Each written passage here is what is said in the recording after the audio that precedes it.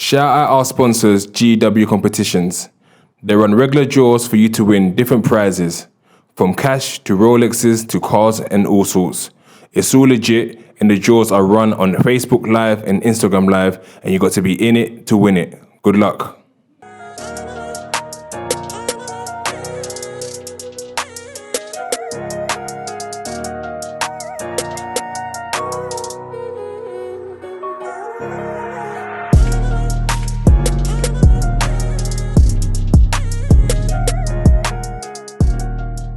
Welcome everyone back to Big Ego Media Podcast. We've got another special guest today. Goes by the name, it's changed now, it's shortened it to Loose. Yes, yeah. So for those who don't know, it used to be Loose Screw. Yeah, man. Okay, so I was a bit confused before trying to do my research. There's another one called Screw Loose. Yeah.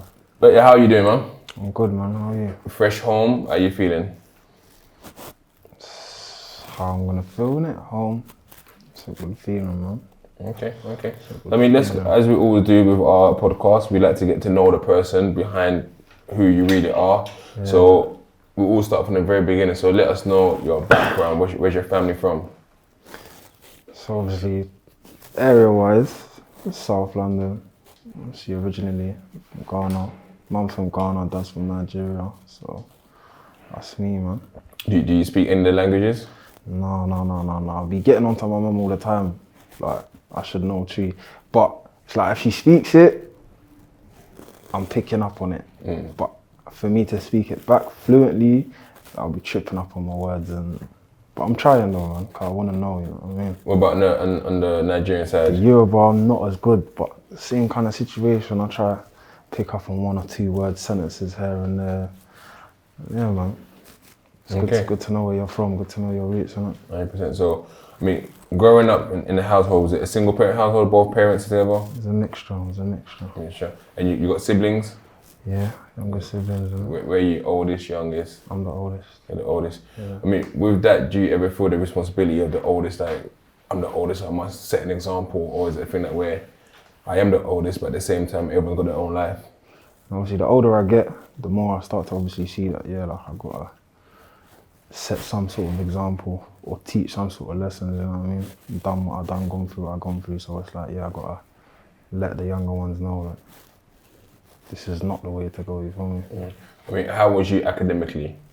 I was calm, you know, I'm not gonna lie to you, I'm not like, I never felt the need to mess about in school. I never really understood the messing about in school thing, like, do you know what I'm trying to say? Even if you was gonna be a bad boy, it's like, you're not a bad boy in the classroom. Just go to school, chill, see little mess abouts and but still what I need to do and leave, bounce. Is that because coming from a sort of African household, I know that it's kind of strict, your parents, me, African myself, I know my parents will always make sure you're about your education. Does that stem from that, or is it just you personally? It's one of the ones, African household, but I didn't really grow up in an African way. Obviously, my parents grew up on North Peckham Estate, innit? Okay. So my parents are from here, like, they're almost like, do you know what I'm trying to say? Yeah. I'm literally a younger version of my father, so it wasn't really, the pressure wasn't on like that. Whereas if I lived with my grandma, the pressure might have been on a bit more. Yeah. But no, I just went to school and just chilled, man. Chilled. I had Lucozades to sell, so I wasn't really trying to mess about. I was trying to go there, make my 50p's, make sure I just, get the grades that I need to get, bounce. I mean, what was your early interest? What did you want to be as a young man? What was the angle? Football, man. Football was the angle. C4. Everyone wanted to play football. Was you good? Nah, when I was a kid, I wasn't that good, man. Yeah. But I still wanted to play. I think I got to college. I probably found myself in college. Started playing a little bit better, but at the same time, found a few other things and. You know what I'm trying to say? Just try to weigh it up. Let's just talk about school. What school did you go to? Went to Wharf Academy. Oh, that was the school all my friends went to. I went to Warwick Park. Well, Peckham Academy now. It's called the Peckham Academy now. I mean, I don't know if it still happens to this day or when you was growing up. Did people ever used to go and play money at the wall outside of McDonald's in Wharf Road, next to the police station? No, because you know what it is, in your day, Wharf would have been in East Street. Yeah, okay, they moved it around in. The Wharf that I went to is on Oakland Road. Okay. So, more time the money up. What did we do? Even play pound up. We played it in school until they banned it. Okay. We started playing it, and then we took it over to Owlsbury and just, we was addicted to it at one point actually. No, I can imagine. So, I mean, what were when you said you went to college, so GCSEs you done okay? Done alright, done. And what did you go study in college? Sports science. Sports science. And was that a career you're actually going for? Just, let me just do this why for the not? It's at the time is what I wanted to do, innit? I wanted to play football. If I'm gonna play football, do something sporty on the side. But obviously things change, innit? So, I mean, growing up in the, so when did you guys, you said your parents grew up in North Peckham Estate, when did you guys actually move to sort of the Brandon area? So they grew up in North Peckham Estate. When I was born in Camberwell, but obviously the part of Camberwell where Brandon Estate is right there. Okay. But it's still classed as Camberwell. Yeah, okay. So, yeah. So, I mean, growing up in that area at the time, who do you kind of like older figures you remember sort of hanging around at the time? Because I think I'm a good 13, 12 years older than you, so I don't know if people would have been in the same generation that you would have heard of at the time, but was there any sort of names that sort of rang around that period when you were growing up? Obviously, as a kid and that, obviously, I was watching what's going on in it. The whole, when I was a kid, there was a lot of stuff going on in the ends and that. Obviously, you see it. Did I take interest in it? Probably, yeah. Like when the whole flagging stuff was going on, and as a little kid and that, I thought it was fun, innit? I mean, watch them and they do what they was doing. What was the turning point for you? Because let's put it this way, you're growing up in a nice home, you're doing academic well. What was the transition that sort of pulled you aside to go down the road life? Things weren't necessarily nice. You know what I'm trying to say? I feel like people confuse having both parents around. I feel like people kind of confuse that with, so you grew up alright, but you grow up and let's say you have a dad who lives a certain life, then it's not necessarily all rosy, do you get what I'm trying to say? And I had a dad who lived a certain life. But besides that, anyway, I was still going on the path I was going on, but money was the thing. Do you know what I'm trying to say? I just wanted £1 from young. I wanted £1, however I was gonna get it. And then obviously that kind of leads you astray to some other things. So at this point, was you thinking about music? I mean, who did you listen to this era? Because before even, let's say when you're 13, 14, what was the kind of music you were listening to? What sort of genre was going on at the time for you? 13, 14, I was heavy with the bashment, I can't heavy with the bashment, just listening to that. Probably younger than that, if we're talking closer to the music I do now, as a kid, I was growing up, I was listening to PYG and listening to them man rap Channel U all the time. I'm on Bebo trying to find out what's popping. But I never thought that I'd be rapping. I'm not gonna lie to you, I never When did it actually hit for you? When did you start writing? I thought, I'm gonna try this out. Because someone said something, someone's made a track, tried to be a funny man, so it just... Okay, so it's coming from, just literally you weren't even into the music thing at all? Not really, we went around studios and it's man's in the studio, let's try this out, innit? It's a new experience, man's here, why not? Tried it out, probably when I was 14, 15, just messing around in the studio. And then come about 16 or 17, just hit the booth and just... And would you, at that time, were people telling you, oh, you're hard, or they're saying, or did you feel you was hard at music? No, do you know what? Ever since, from when I first got in there, people said, oh, no, you're hard, you know. See, when people say that, you're like, oh, cool, if I'm hard, then maybe I should do this or do that. So you mentioned before when speaking off camera that you obviously been to prison. How old were you when the first time you went to jail? 17. 17, and what was that for at the time? Attempted murder. Attempted murder. And I mean, was that your first time being arrested? No, it wasn't my first time. It was attempted murder, turned into GBH. And did you get sentenced? No, I didn't. I mean, at the time when that's happening, I mean, what are your parents saying? How are you feeling as well? You thinking, oh my God, what the fuck am I doing here? Where did you go film? Yeah, felt. What was it? A side, the younger side I was on. My parents were like, I don't know. Obviously, a few things had already happened by the time I got arrested or whatever. So it's like they kind of knew the path I was on, maybe. But as parents, maybe they were still a bit in denial or hoping that I'd change my ways or go a different route. But by then, what happened. You know what I mean? After experience that and coming out of jail and sort of beating the case, was there not a time for you know what? Wait, that could have been a stiff one, you know. Let me just pat myself and not even. Or was it you too entrenched into that lifestyle at the time to even think about another way? At 17 coming out, she beating a case. It just, I'm not gonna lie to you, like. It was like completing a puzzle. It's like, oh yeah, beat the case, ain't nothing. That's it. It's not, oh, I beat the case, like, I'm going to church, I'm changing my life. It's like, I beat the case, yeah, fuck it, move on now. That's it. You get, when you're in, if you know what you're involved in, you know what you're involved in, innit? So nothing should come as a surprise if you're really involved. So when it came down to, I guess, the music side of it, when was the sort of group put together, and was it just like okay, we're gonna make a group? Who came up with the name Moscow? How did that all come about? Oh, the name Moscow come up randomly still. It's like someone said something, made a song about it, and then from there it's like, oh, like, that's kind of hard. And then obviously a few things happen in the background where it's like, raw, can't we use that name because of certain things? And that's what we did. Like I said, made a track.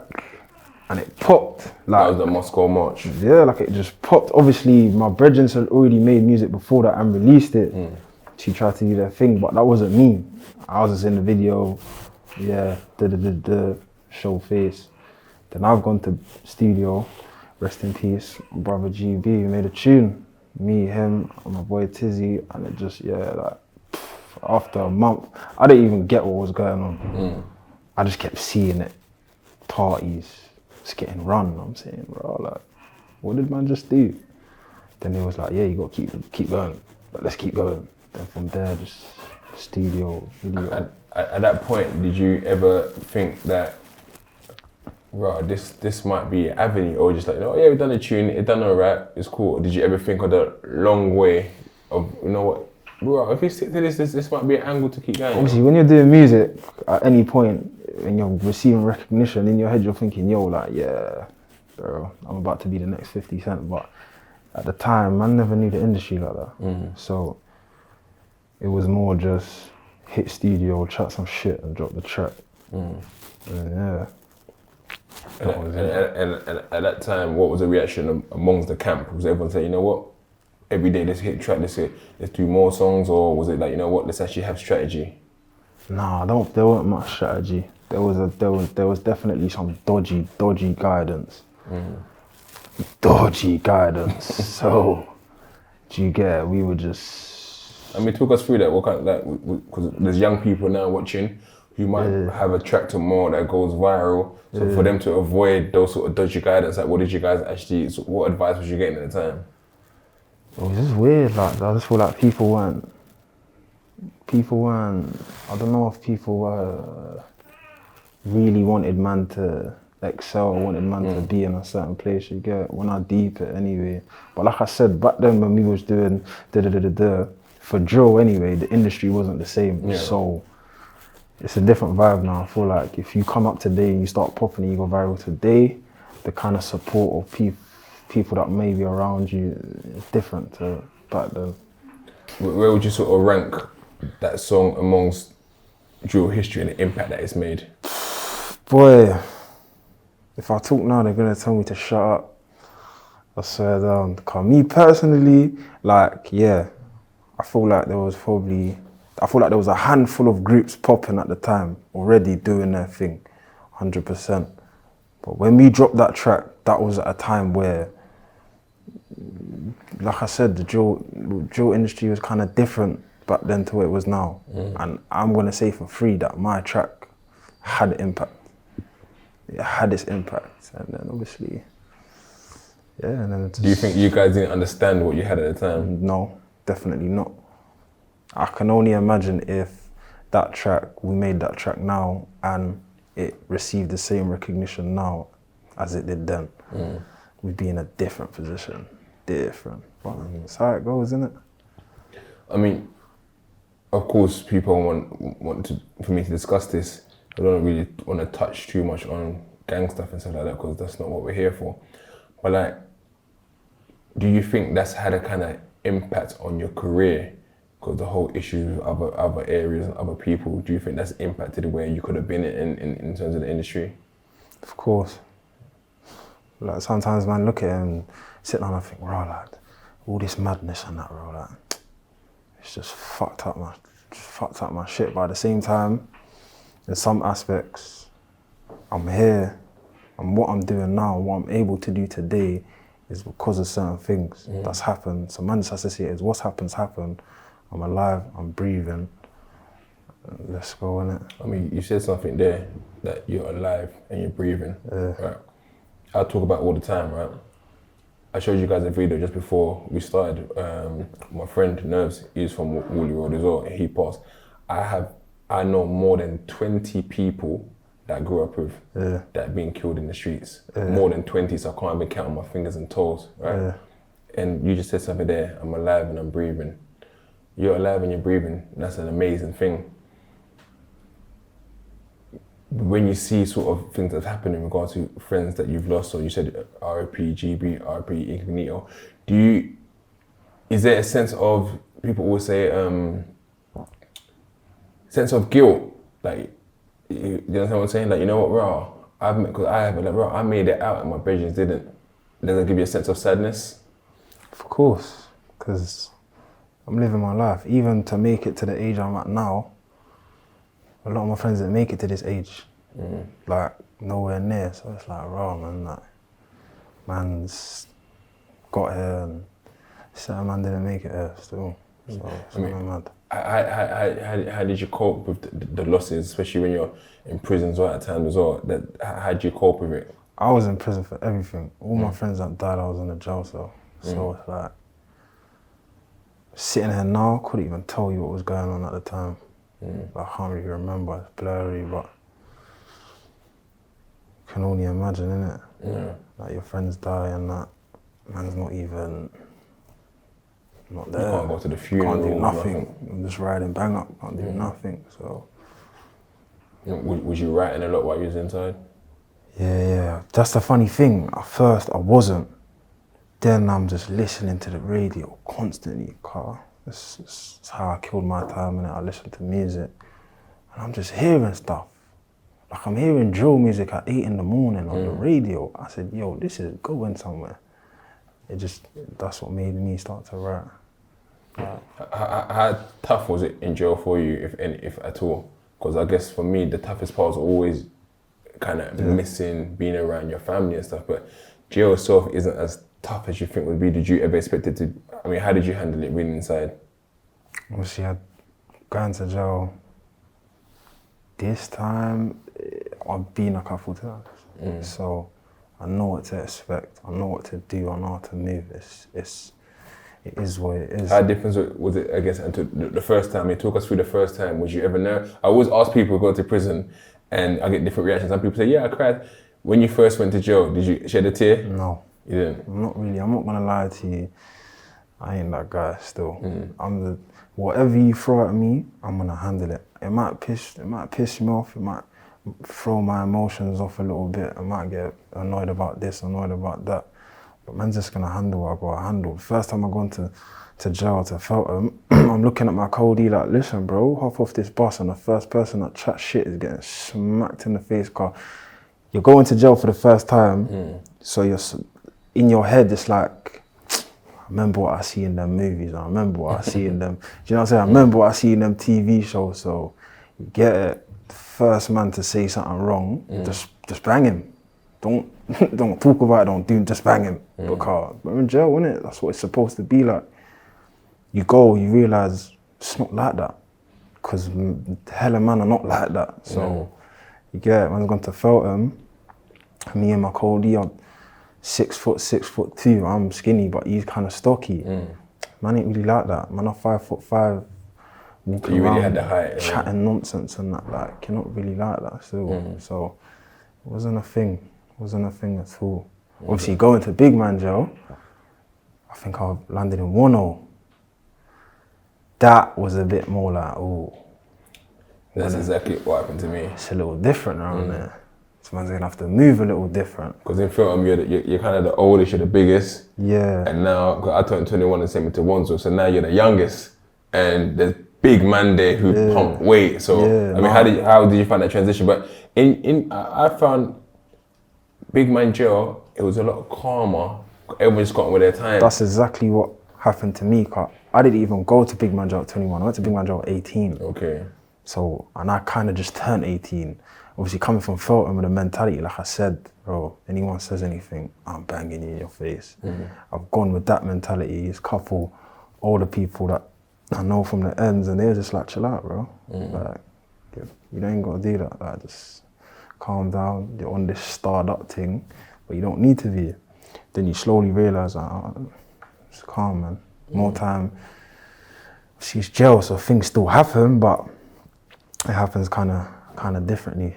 I mean, you've been out now, was it 2 weeks, 3 weeks now? Yeah, something like that. How have you found life, dealing with life coming out of jail? Like, because everything happens so quickly, sometimes you can't even get time to actually pause. Yeah, I'm just settling, obviously, recent times and that. I've lost some more people in my life, so, and then I caught this dumb thing, this corona. So, oh, you actually got it? Yeah, I had corona. Did it fuck you up? Fucked me up. Fucked me up still. So, if anything, I'm only trying to settle in the past few days. Really and truly. The past few weeks are kind of been relevant. But you was quickly active. I think, did you guys shoot a video the same day you came out? Yeah, I was active at first, and that's probably why I caught this thing. Cause I was active, come out, get straight to it, trying to just handle stuff, and then I stopped in my tracks a little bit, innit? So you released your single on Press Play. It's doing really well. Yeah. Was that something you'd already written, or was you like you went to the studio, had something fresh? No, I wrote that. I wrote that. No, the maddest thing is I didn't write it. The maddest thing was that just before I come out, I had the chorus in my head and I was repeating it. I forgot to write it down, but because I was repeating it so much, it was there in my head. Gone studio and I put down the chorus, went in my little notebook, whatnot, and then just put down the verse, and I was like, yeah, man, that has to be the one I want to use to come back. I mean, like with Moscow sort of being the pioneer of sort of drill, and of course you guys have lost a few members, but there's still some others. Is there a thing that where we can see a project amongst all of you guys one day coming together? Because I think that will still have a great impact. And why do you think also everyone has slowed down? Is it because of the impacts of the losses, that where people are I'm on it, I'm not on it? Because if there's consistency, perhaps you guys will still kind of be making that much noise. Would you even say we're pioneers? I'd just say we've been there from the jump, innit? The reason why we're so inconsistent and slowed down is maybe back in the day, inconsistency come from obviously not taking it serious, not knowing what was really going on or where we was gonna go with it. And obviously life, innit? Life happens and things start to slow down, you know what I'm trying to say? Certain people who were around before, they're not really allowed to be around anymore, so it's just not what it used to be. But those who still do music are still here, and when they're ready, when they've sorted out obviously life, then they'll be in the booth and they're gonna do what they need to do, man. We're trying to put ourselves back where we need to be. So in regards to sort of any projects we can look forward to from you, what can we see coming out? For me, my EP's done. Okay. So it's all about putting things together, picking out the right things, and towards, in due time, in a few months, there'll be something from me. You got the name ready? Everything, yeah. So the EP is going to be called Brotherhood, and that's basically on the way, if I'm being real. It's on the way. Is it any sort of collabs we can look forward to on that, or is it kind of like hush hush? No. This is an EP for me. Like, I feel like I owe it to people who've been rocking with me, because obviously the inconsistency, the fact that I've never dropped a project, it's like I owe that to them. So that's just me, just from start to finish. In regards to, I guess, like, I see in the comments you get a lot of fans from Russia and Moscow. Is that something that you guys are kind of, as a team, looking, let's tap into that Russian market? Yeah, we try to go anywhere and everywhere, wherever they're feeling us. Obviously, the block's called Moscow, isn't it? So it's like, if we could grab that fan base over there, show them some love, they show some love back, then that would definitely, that's the vibe, man. Because obviously, outside is kind of open now. Obviously, you was inside, so you couldn't, but even the people that was outside couldn't really perform. But now you're seeing people out there performing at shows. Is this something that you're kind of looking forward to? Is that something that you want to do? Yeah, 100, because even the shows that we had back in the day, for Moscow March and 1 or 2 other tracks that I made, I was in jail. So the man then was doing it for me, like my brethren, my right-hand man would, you get me, he'd have my hat on, he'd fling on a little mask and pretend to be me. And it's like, you get, I'm seeing all these videos and that, and I'm like, rah, like, that's man's tune. Like, man's brethren is in a party, everyone's going crazy for man's tune, and I've never got to experience that, I've never got to feel that. So hopefully, everyone's gonna get there, see what it's like. I mean, now that you're out, and because whenever we're in prison, we can't wait to come out. Yeah. And sometimes we're so eager to come out that we don't see the consequences of things that can happen. I mean, looking at life now, what is your focus, and how do you try to keep yourself within that focus and not get distracted by anything else? Because, of course, there's internet trolls who always talk and say certain things. How do you say, you know what? No one was in jail with me. I done that jail bird by myself, so I can't listen to what anyone else is saying, or the distraction. I should just stay focused. How do you sort of bring that within yourself to get that focus? I just don't read it. I don't watch it. It's like, if people talk rubbish and that, you see me, like, I'll be real. I don't care about our next man. That's one thing about me. I proper don't care about our next man. So it's like, if I take the time to listen to what you have to say or chat to you, if you're coming on some positive thing, then that's cool. We can have that. First sign of negativity, I'll just shut down completely. Like, I won't even look at you, won't read what you said, don't care, gone over my head, done. Like, it's not even a convo, it's nothing to me. But sometimes people come with some negative thing and it's criticism, and sometimes they might not be lying, so. I mean, can you take criticism? Because I'm like this, right? Someone can critique me, right? When I started this platform, and like the cameraman here will tell you, like, he's a perfectionist, he wants everything to be perfect. Like, I said, let's just shoot whatever, and people will critique and say this, that. And sometimes you might go back and forth with people. When you realize you're actually going back and forth with someone you don't even know, someone that's not even going to be relevant in your life and so on. But it's good to take constructive criticism, I guess. Yeah, 100. But it's the trolls which I find hard to sometimes do. So I got to the point that just blocking. That's something that you do as well. The trolling, that's what I'm trying to say. The difference between someone who's trying to criticize your thing or trying to let you know, and then there's the trolling. Like, the criticism thing, I'm with it, because even me, I'm hard on myself. Like, my team will tell you, like, when we're talking about certain things to do with myself, I'm just like, that's not good enough. If I don't like something, trust me, I'll be the first one to say, I'm not rocking with that. Cause I just keep it true. Whether it's about me, my brethren, I keep it true. I say it how it is, on the spot, how it needs to be said. So I expect the same thing from the people around me. The trolling thing, like, when people are talking on things they don't know, the reason why I block it out is because I know. Like, I know what goes on out there. I know what happens. Cause more time the trolling, it's about the streets, but I know what goes on in the streets. Cause I've been there from the jump, from the very beginning of anything. So it's like, when I see the trolling, I just laugh it off. Cause it's like, you don't know nothing. And when you see some of the people that are trolling as well, it's like, bro, it's like 12-year-old kids in Middlesbrough, just chatting rubbish. I'm just like, you know what, it's cool, man. Keep doing what you're doing. You're trolling on my music video. That means you watch my music video. That means you're adding to my views. Keep trolling, bro. Yeah, take the positive out of it. I mean, on the music side again as well, is there sort of, aside from people within your camp, is there any sort of people you've been looking at their movement or their music, go, right, my man's hard, I'm listening to one of his shows, is there anyone that sort of caught your eye? Yeah, I'm not gonna go around just spitting out man's name, but I'm not the type of person to not rate a man's thing. Like, bare man not doing hard in this thing. Man, rate it, man, will listen to it if I'm all right to listen to you, and if I want to hear what you have to say, then I'll listen to it. Have you reached out to anyone yet for any collabs that you might want to do? Or you just no, not necessarily, man. I feel like if man's gonna work with someone, just let it happen how it's gonna happen, innit? Organic, however it's gonna happen. Like, I might even, there's some brethrens that I may have that do music or whatever, and something might just happen, or you never know. I might just end up in the studio with a man one day and it's like, oh, can't be joke sound, it's like, it might just happen. So in regards to, I guess then, the drill sound, is that something that's going to be relevant to you from now on, or are you going to transition and have sort of the real rap, maybe the melodic thing as well? Or is it what can we look forward to going forward? See me, I'm on it all. Like, I'm on this experimenting thing.